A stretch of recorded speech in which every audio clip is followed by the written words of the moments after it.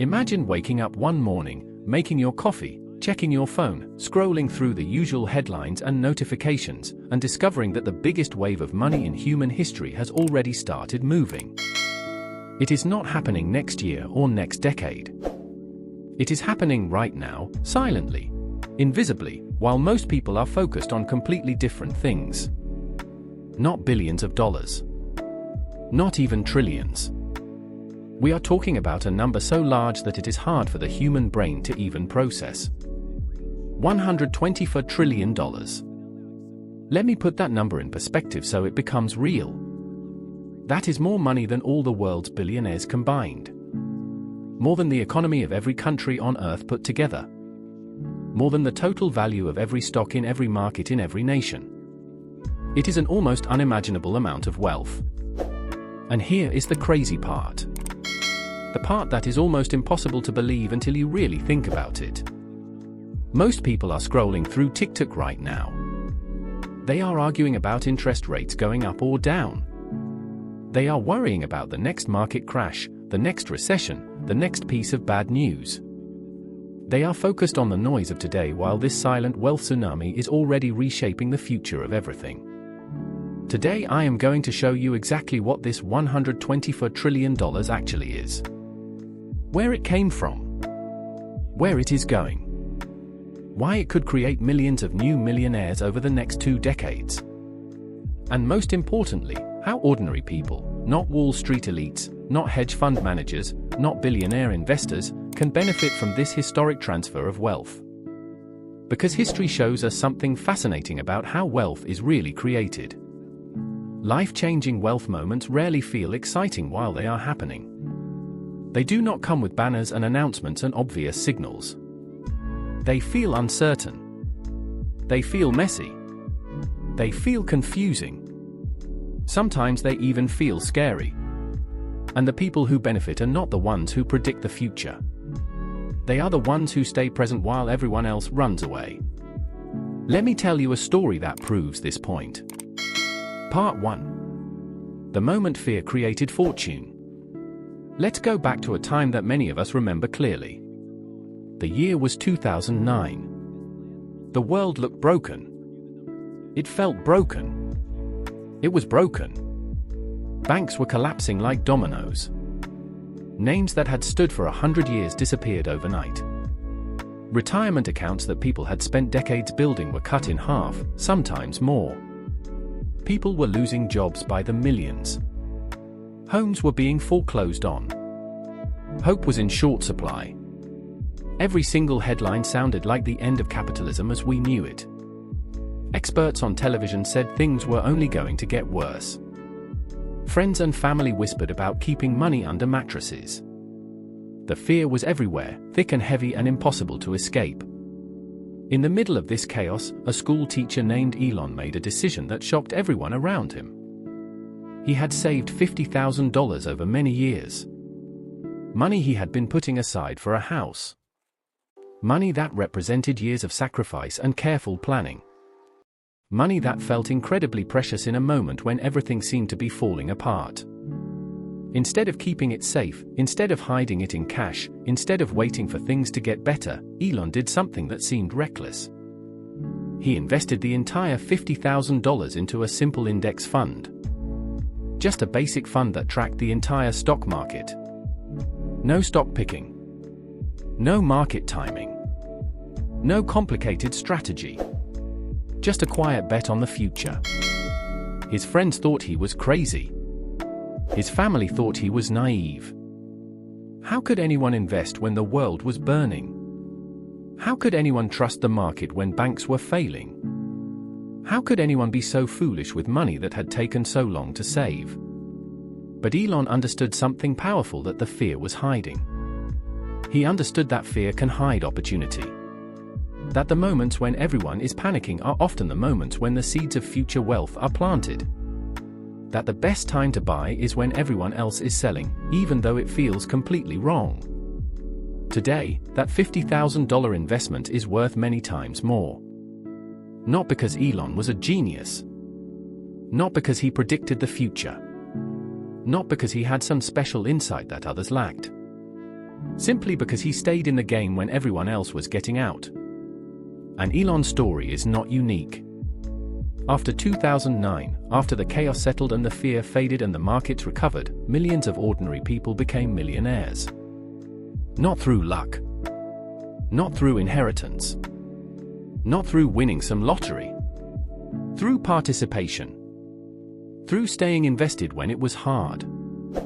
Through continuing to buy when prices were low and fear was high. Which brings us directly to today. Because the next wealth-creating moment is not hiding in a crash. It is not hiding in a panic or a recession or a market bottom. It is hiding in something much quieter. A transfer. Part 2. The $124 trillion tsunami. Over the next 20 to 25 years, an estimated $124 trillion will move from one generation to another. This is not a prediction. This is not a guess. This is math based on demographics and life expectancy and the accumulation of wealth over decades. Think of it like a massive river of money changing direction. A river that has been building for 70 years, fed by the work and saving and investing of an entire generation, is now about to flow somewhere else. The generation that lived through decades of economic growth, the baby boomers, accumulated enormous wealth over their lifetimes. They bought homes when prices were reasonable. They invested in markets that grew consistently. They started businesses that succeeded. They saved in retirement accounts that compounded for decades. They built the largest accumulation of wealth in human history. Now, as time moves forward, that wealth is being passed down. To children. To grandchildren. To charities. To markets. To the next generation that will inherit not just money, but houses and stocks and businesses and all the assets that represent a lifetime of work. But here is the key insight that most people miss. The opportunity is not the inheritance itself. Most of us are not getting a check from wealthy relatives. Most of us are not in line for a life-changing windfall. That is not where the opportunity lies. The opportunity is the movement. The fact that money is changing hands at all. Money that moves does not sit still. It does not stay in the same place doing the same things. It gets invested. It gets spent. It gets reallocated. It gets reimagined. It flows into new businesses and new ideas and new markets.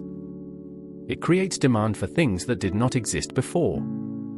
And every single time money moves, opportunity appears. Not just for the people receiving it, but for everyone who is positioned in the path of that flow. Part 3. Why most people will miss it. Here is the uncomfortable truth that is hard to hear but important to understand. Most people will hear about this wealth transfer, will watch videos about it, will read articles explaining it, and will still do absolutely nothing. They will be spectators watching from the sidelines while history unfolds. Why? Why do people miss opportunities that are right in front of them? Because the opportunity does not look dramatic. There is no countdown clock on your screen. There is no breaking news banner with flashing lights. There is no obvious bottom to buy or top to sell. It feels slow. It feels invisible. It feels abstract. It feels like something happening to other people in other places. But the exact same thing happened after 2009. The market recovery did not feel obvious while it was happening. It did not feel like a clear opportunity. It felt like a series of temporary rebounds surrounded by fear and uncertainty and doubt.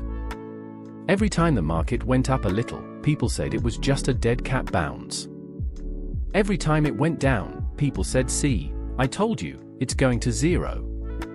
The people who built wealth during that time were not smarter than everyone else. They were not better at predicting the future. They were simply consistent. They kept buying. They kept investing. They kept participating. And over time, that consistency compounded into life-changing wealth. History repeats this pattern over and over again. The biggest financial opportunities rarely feel like opportunities in real time. They feel like risks. They feel like mistakes. They feel like things you might regret.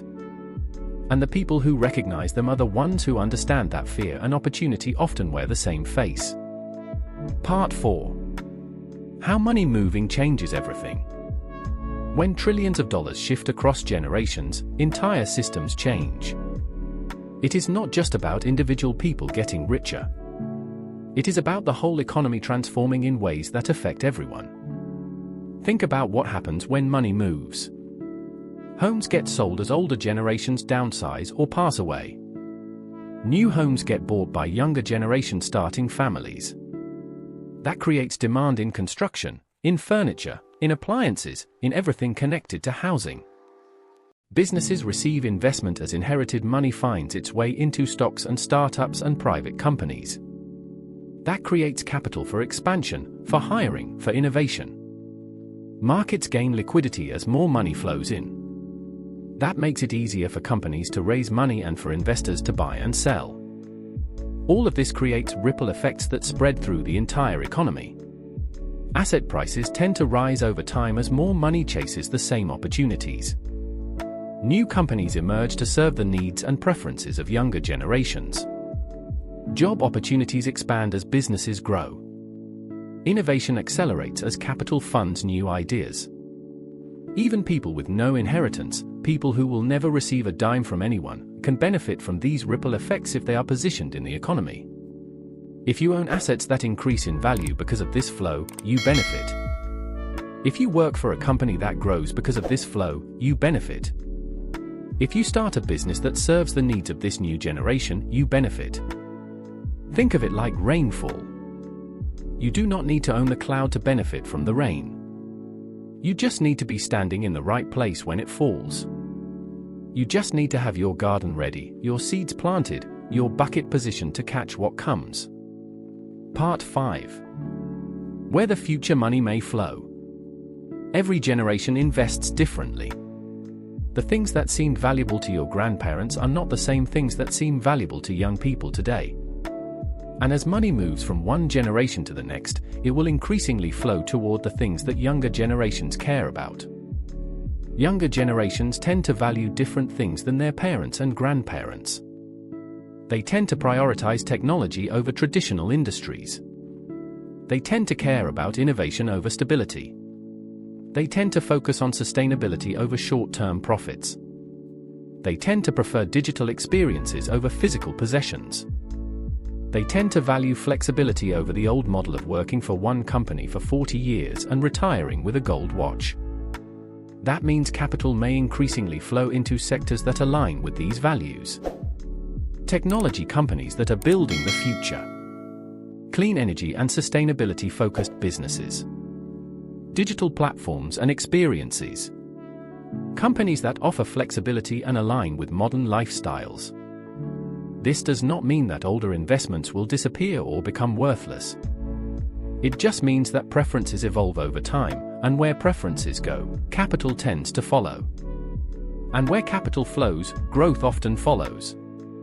This is not about guessing which specific companies will win. That is a game that even the experts lose consistently. It is about understanding that economies are shaped by generational priorities. And that being aware of those priorities can help you make better decisions about where to position yourself. Part 6. The simple strategy history proves. Here is the surprising conclusion after studying every major wealth creation event in modern history. After looking at the crashes and the booms and the bubbles and the transfers. After analyzing what actually worked for real people over decades. There was never a secret formula. There was never a hidden strategy that only insiders knew. There was never a magic trick that separated the winners from the losers. The pattern is boring. It is simple. It is powerful. And it is available to anyone willing to follow it. People who built lasting wealth over time did a few simple things consistently. They stayed invested through ups and downs instead of trying to jump in and out. They diversified their holdings so no single failure could destroy them. They thought long-term instead of worrying about what would happen next week or next month. They avoided panic decisions when fear was high and headlines were scary. That is it. That is the whole strategy. The teacher in 2009 did not predict the future. He did not know that the market would recover and go on to new highs. He did not have a crystal ball or special information. He just participated. He stayed in the game. And over time, participation compounded into wealth. The wealth transfer coming over the next 2 decades does not replace these proven strategies. It amplifies them. It makes them more powerful. It creates a tailwind for anyone who is already doing the right things. Part 7. The timing trap. Whenever people hear about an opportunity like this, they ask the same question. The question that seems so reasonable but is actually a trap. When is the best time to start? Should I wait for the right moment? Should I hold off until things are clearer? Should I wait until the transfer really gets going? Here is the paradox that is hard to accept. The wealth transfer is not a moment. It is not a single day or month or year when everything happens at once. It is a process. A slow, steady, ongoing process that has already started and will continue for decades. Money is moving right now as we speak. Homes are being sold. Estates are being settled. Inheritances are being distributed. Investments are being reallocated. It is happening quietly, invisibly, every single day. Waiting for a perfect entry point, waiting for the ideal moment, waiting for the stars to align, often means missing years of progress. Years when you could have been participating. Years when you could have been positioned. Years when the market was moving whether you were in it or not. The best time to start investing was decades ago. The second best time is today. That old saying exists for a reason. Because time in the market has historically mattered more than timing the market. Being present consistently has created more wealth than trying to predict the perfect moments. Part 8. The final message. The story of the teacher in 2009 was not about bravery. It was not about being fearless when everyone else was afraid. It was about perspective. It was about seeing the world differently than the people around him. He saw chaos and still believed in the future. He saw fear and still saw opportunity. He saw uncertainty and still chose to participate. Today's opportunity is quieter than 2009. It is slower. It is more complex. It is harder to see and easier to ignore. But it is potentially even larger. $124 trillion will move.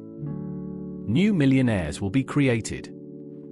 Entire industries will evolve and transform. The economy will look different in 20 years than it does today. The only real question is the one you have to answer for yourself. Will you be a spectator watching from the sidelines, or will you be a participant positioned for what comes next? The biggest opportunities in history rarely arrive with fireworks and fanfare. They do not come with banners announcing their arrival.